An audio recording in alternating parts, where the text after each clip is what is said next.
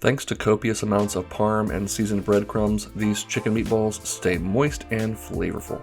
Paired with a creamy and vibrant lemon parmesan orzo, they make a satisfying, quick one-pan dinner.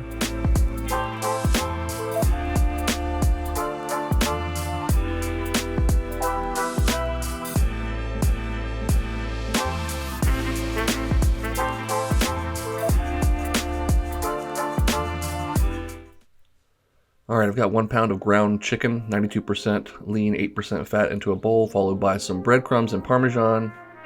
Ingredient amounts will be down below along with the instructions as always. Some milk, some fresh parsley, 1 egg to help bind things together. And we'll add some onion powder, and I like a couple cloves of minced garlic, along with some Italian seasoning, and optionally a little shake of cayenne just for a little punch of heat. And of course we'll season that with some fresh cracked pepper and a pinch of salt, but don't go crazy. That Parmesan has a lot of salt in it, as well as our seasoned breadcrumbs. If you're worried about the salt content, just make a tiny little meatball and cook it off and taste it and adjust as needed. Go ahead and mix that very thoroughly to combine.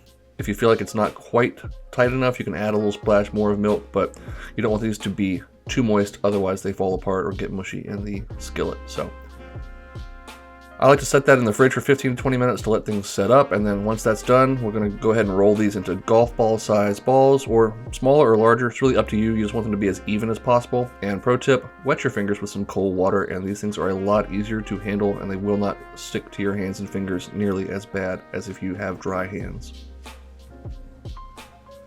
Once all of your meatballs are formed, if you do them golf ball size, you should have somewhere around 12 to 14. We'll go ahead and get a large skillet or brazier over medium to medium high heat and add in a couple tablespoons of olive oil. Lay in your meatballs, and we're going to cook them for 4 to 5 minutes on that first side, or until they've got a beautiful dark golden brown crust just like that. Once that's done, give them a flip. Of course, we're not looking to cook them all the way through at this point, so after they've gotten some color on that second side, get them out of the skillet and set them to the side to rest for just a few minutes.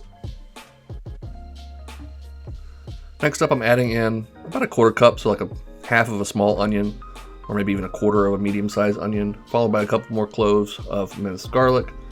Add more oil if you need to, and we'll season this up with fresh cracked pepper and salt as always. Next up, going in with about 2.5 cups of chicken stock. And again, depending on the salt level of your chicken stock, you may need to add more or less salt to this. Next up, going in with about 1.5 cups of orzo, which is of course just a very small dry pasta. Instead of cooking it in a large pot of boiling water, we're just going to cook it right in this very flavorful liquid, this broth infused with all those flavors from those browned meatballs. Give that a stir and bring it up to a simmer, at which point we're going to add in a little bit of heavy cream for richness and body, and a few strong pinches of freshly grated Parmigiano Reggiano cheese. This is really just a taste, but I really like a nice Parmesan forward flavored orzo, so I added a few strong pinches in there. Once it's simmering, return the meatballs, lid on, and turn the heat down to low. Cook for 10 minutes. And at this point, everything should be cooked through. The pasta should be al dente. I like to give it a little shimmy shake to make sure that liquid is evenly distributed and everything is evenly cooked. And this part is optional, but I also like to pop it under the broiler for about 2 to 3 minutes, just to get a little bit of extra golden brown color on those meatballs, and get a little bit of color on that top layer of pasta as well. We're going to serve this in the pan, and this is where the lemon comes in. I'm squeezing over the juice of half of 1 lemon, and then we'll garnish with even more freshly grated Parmesan, followed by more of that fresh parsley that we incorporated into our meatballs. Some fresh basil would be absolutely delightful with this as well.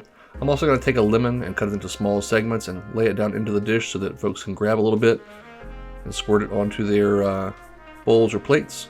I'm eating straight out of the dish here because I'm being lazy. And man, that orzo is super creamy.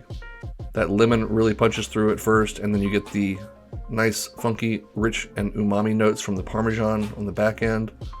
These meatballs stay nice and moist thanks to the breadcrumbs and milk and the Parmesan that's on the inside.